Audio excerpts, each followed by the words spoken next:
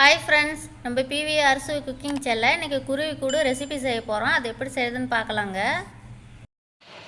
இது செய்யறதுக்கு உருளைக்கிழங்கு ஒரு 1/2 கிலோ எடுத்து நல்லா வேக வச்சு மசிச்சு வச்சுருக்குறேங்க.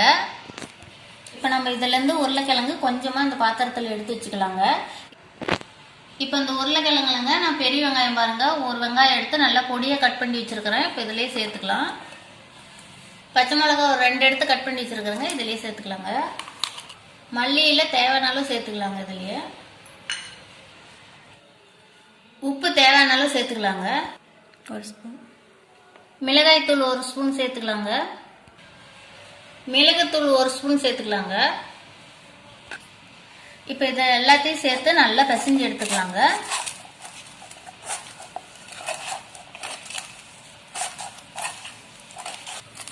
இப்போ நல்லா பிணைஞ்சுக்கிட்டேங்க. காரம் உப்புலாம் கரெக்டாக இருக்குதான்னு பார்த்துக்கோங்க. இப்போ பாருங்க, ஒரு கப்பில் நம்ம மைதா மாவு ஒரு 3 ஸ்பூன் எடுத்து வச்சிருக்கிறோம்.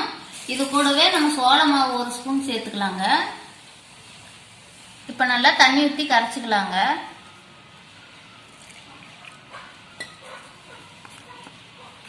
நல்லா கட்டி இல்லாமல் கரைச்சிக்கிட்டோம். ரொம்ப கொல கொலன்னு கரைச்சிடாதீங்க, இந்த அளவுக்கு கரைச்சிக்கோங்க. இப்போ உருளைக்கிழங்கு கொஞ்சமாக எடுத்துங்க, உருண்டை பிடிச்சிக்கலாம். பாருங்க, உருண்டை பிடிச்சிட்டோம். நம்ம இந்த மாதிரி கையில் ஒரு விரலால் நல்லா அமுத்தி இந்த மாதிரி சுற்றியும் ஒரு குருவி கூடு ஷேப்பில் இந்த செஞ்சுக்கலாங்க. இப்போ பாருங்க, நல்லா குருவி கூடு ஷேப்புக்கு நல்லா அழகாக செஞ்சுட்டோம். இந்த மாதிரி எல்லாத்தையும் செஞ்சு வச்சுக்கலாம். இப்போ பாருங்க, நம்ம குருவி கூடு மாதிரி எல்லாத்தையும் செஞ்சு வச்சுக்கிட்டோம். அடுப்பு ஆன் பண்ணிக்கலாங்க.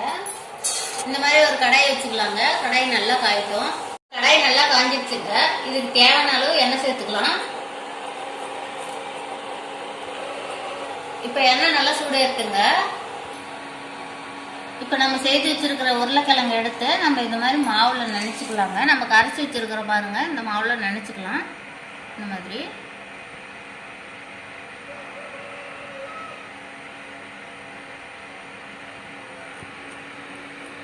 பாருங்க, நான் சேமியா எடுத்து நல்லா தூள் பண்ணி வச்சிருக்கிறேன். இப்போ நம்ம இந்த உருளைக்கிழங்க இதில் நல்லா பெரட்டி எடுத்துக்கலாங்க. நல்லா இதில் ஒட்டுற அளவுக்கு இந்த மாதிரி பெரட்டி எடுத்துக்கலாங்க.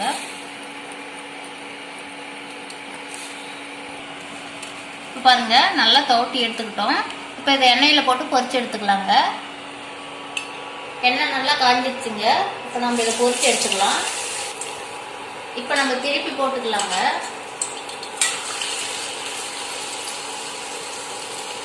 இப்போ நல்லா வெந்துருச்சுங்க. நம்ம எடுத்து வேற பாத்திரத்துக்கு மாற்றிக்கலாம்.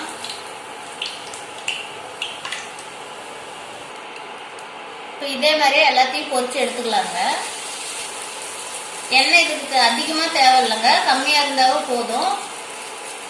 இப்போ பாருங்க, எல்லாத்தையும் பொரிச்சு எடுத்துக்கிட்டோம். நல்லா குருவி கூடு மாதிரி அழகா இருக்குது. அழகுக்காக புதினா தலை வச்சுக்கலாங்க. இப்போ அழகுக்காக எல்லா புதினாவும் வச்சாச்சுங்க. இப்போ பாருங்க, நம்ம தனியா கொஞ்சமா உருளைக்கிழங்கு எடுத்து வச்சிருந்தோம். இந்த உருளைக்கிழங்கு எதுக்காகன்னா இந்த குருவி கூட்டுல முட்டை மாதிரி செஞ்சு வச்சுக்கலாங்க. இந்த மாதிரி கொஞ்சமா உருளைக்கிழங்கு எடுத்து நல்லா முட்டை மாதிரி உருட்டிக்கலாங்க. இப்போ பாருங்க, நல்லா முட்டை மாதிரி உருட்டிக்கிட்டோம். இப்போ நம்ம இந்த கூட்டுல வச்சுக்கலாம்.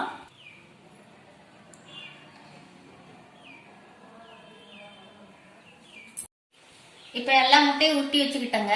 இது பாருங்க, சூப்பரா, பார்க்கவே சூப்பரா இருக்குது. இந்த மாதிரி நீங்களும் செஞ்சு பாருங்க, ரொம்ப நல்லா இருக்கும். இந்த மாதிரி உங்க குழந்தைங்களுக்கு செஞ்சு கொடுங்க, ரொம்ப விரும்பி சாப்பிடுவாங்க.